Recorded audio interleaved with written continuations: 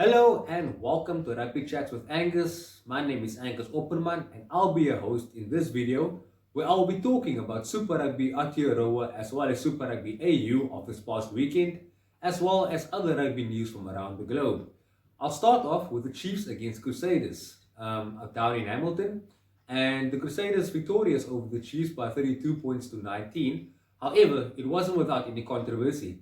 At one instance of the match, I think it was Will Jordan offloaded to Quinton Strange and he looked to offload to Severies.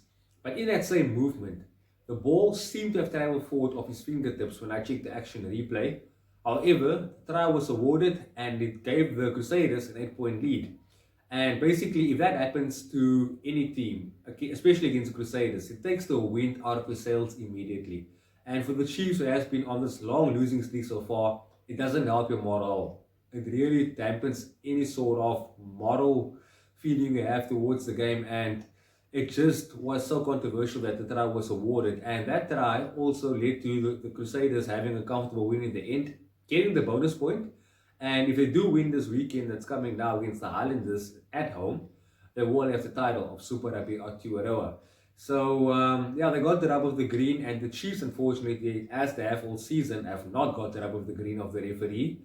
So yeah, I guess it probably just maybe a bit of luck on the Crusader side and a bit of bad luck on the Chiefs side.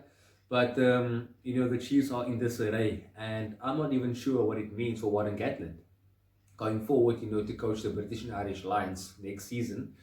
God willing, if COVID-19 does leave our lives in South Africa, because I mean, I'm not even sure if his coaching ways doesn't work with the New Zealand players. He's in New Zealand, the Warren Gatland, but if his ways are not made for Super Rugby or vice versa, but I guess time will tell. One would think he was in his honeymoon and people were still cool with him losing a couple of games, but now this losing streak is bad. It's really, really bad, and they come up against the Hurricanes this weekend, so yeah, it's going to be a tough one for them.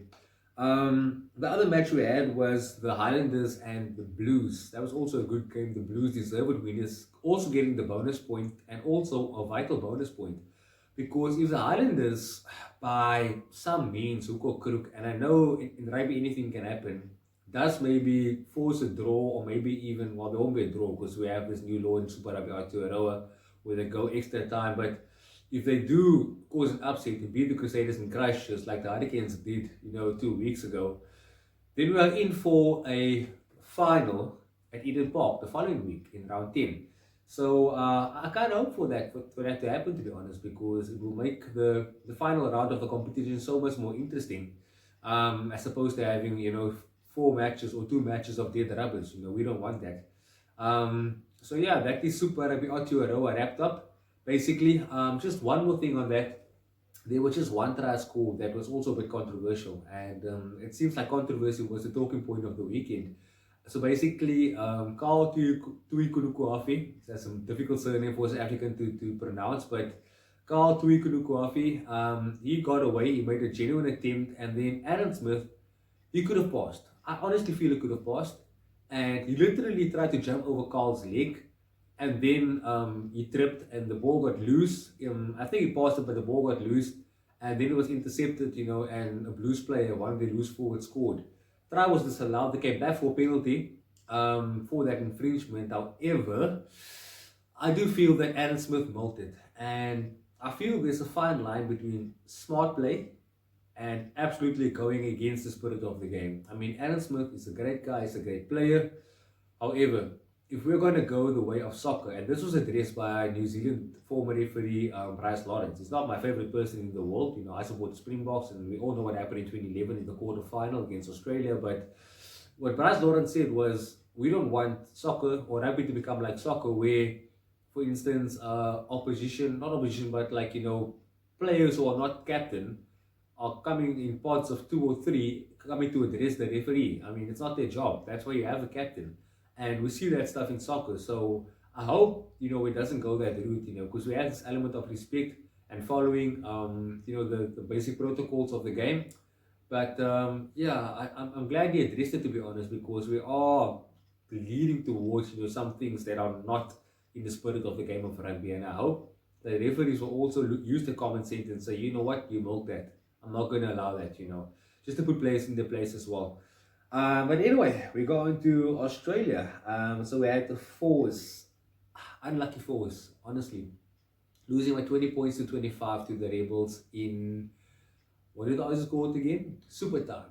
After they were locked up at 20 all, at full time they had super time, and in the first minute, basically, the Rebels scored the winning try. Heartbreak for the Force, and the thing is, I feel for the Force, to be honest. It's not like they've been bad, It's not like they've been a team to be ran over. Okay, the Brumbies, kept them to zip, but it can happen to any team. I mean, the Stormers kept the Crusaders to zip, not too long ago.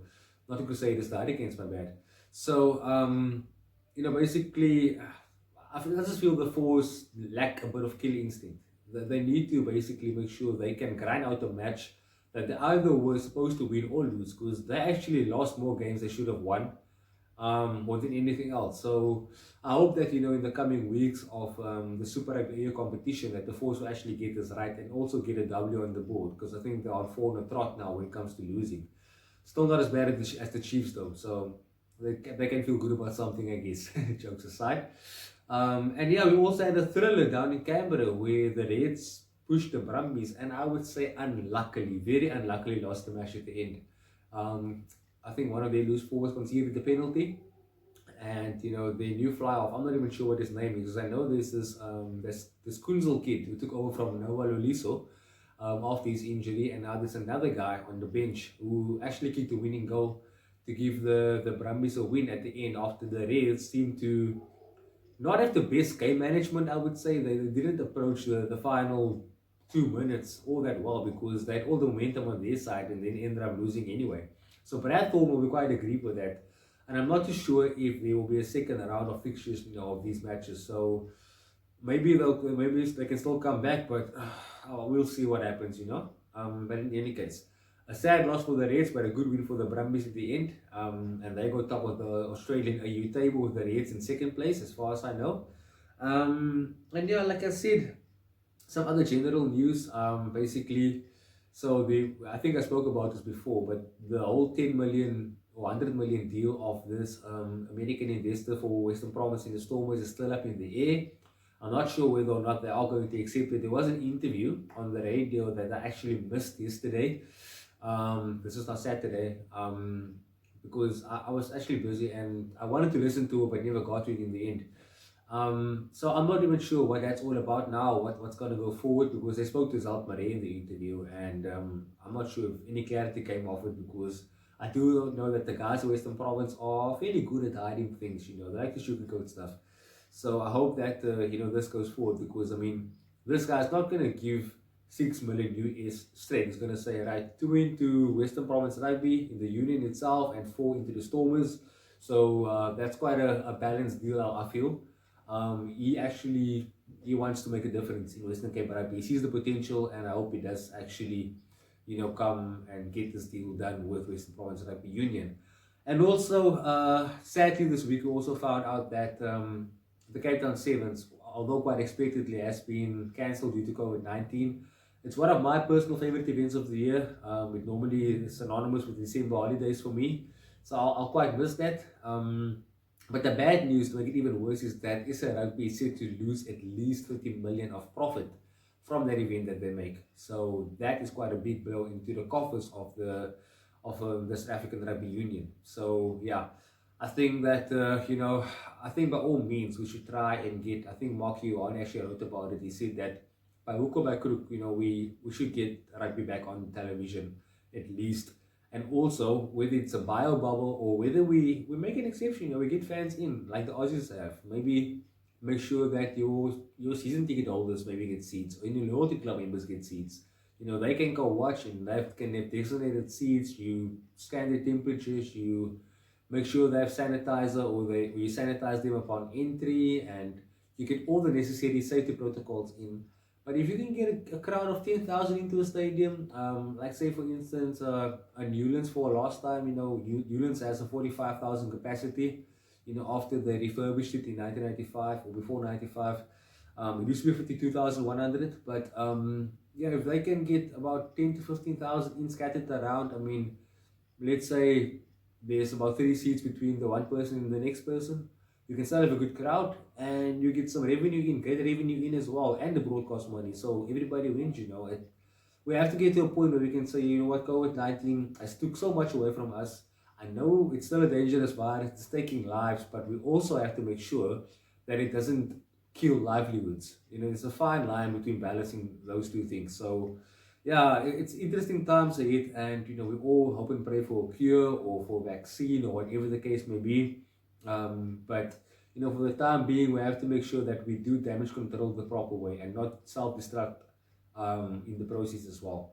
But anyway, guys and girls, thanks for tuning in. I really do appreciate it. And I did promise you guys I'll be back with a video each week again, like I committed myself to in the first place. So yeah, I'm happy to be back. I quite enjoy talking to you guys now.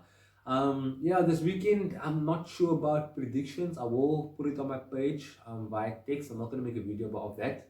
You can just check it out on Rapid Chats with Angus on Facebook. I am there. If you haven't followed me yet. So yeah, guys, yeah, you guys must keep well and stay safe and have a good week. Bye bye. Thanks. Cheers.